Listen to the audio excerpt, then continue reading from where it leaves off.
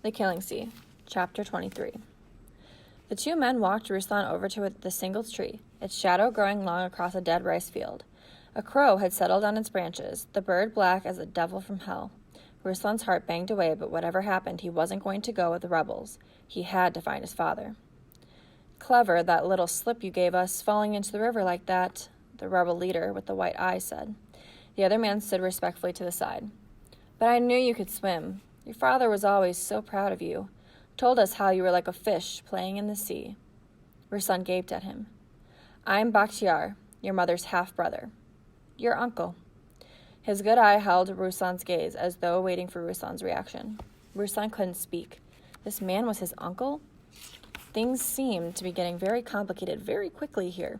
He finally spluttered the only thing that came to mind. "How come you didn't tell me before?" "I would have if you hadn't been so hasty in leaving us.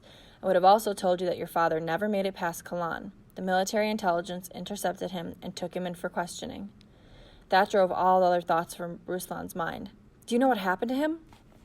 The man, his uncle, shook his head. The interrogation unit worked out of a building by the officers' mess. Gone. Nobody would have made it out of those cells. Ruslan bit the inside of his cheek hard. "My father would have." His uncle's good eye softened. "Let me tell you something. Your mother wasn't killed in a crossfire. She died as a fighter, a rifle in her hands.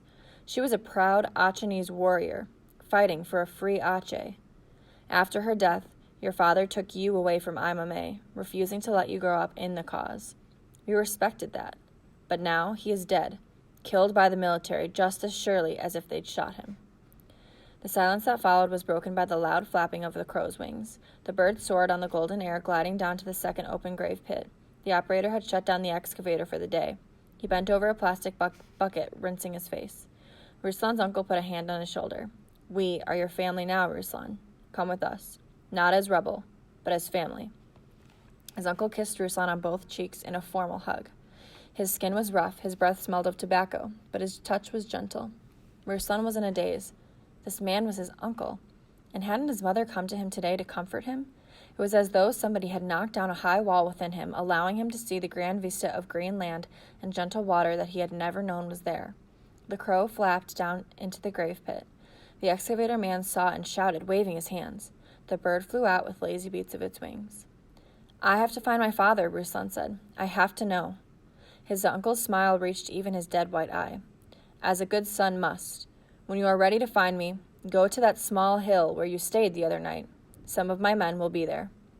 The guard yelled at Ruslan. "Hey, sun's setting. We have to get back to camp." "God go with you," Ruslan's uncle said. He and the other man walked away.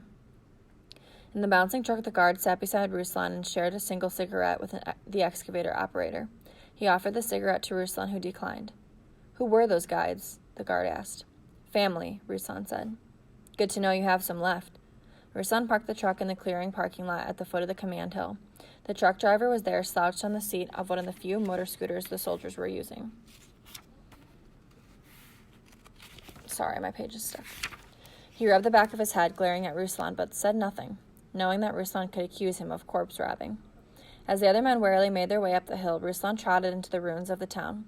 All the living were already gathering on the camp's hill for sunset prayers and for their rations. The only inhabitants of this neighborhood were ghosts stirring on the dusk breeze, and it seemed to Ruslan he could almost hear their bewildered and agonized whispers. He quickly found the drawing pad and box of crayons that he had placed on top of the overturned car. There was no black crayon in the box, so he chose dark blue.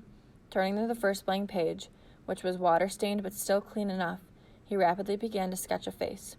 A gust of wind ruffled in the corner of the page, and over his shoulder, the whispering grew louder. "No, no, draw me.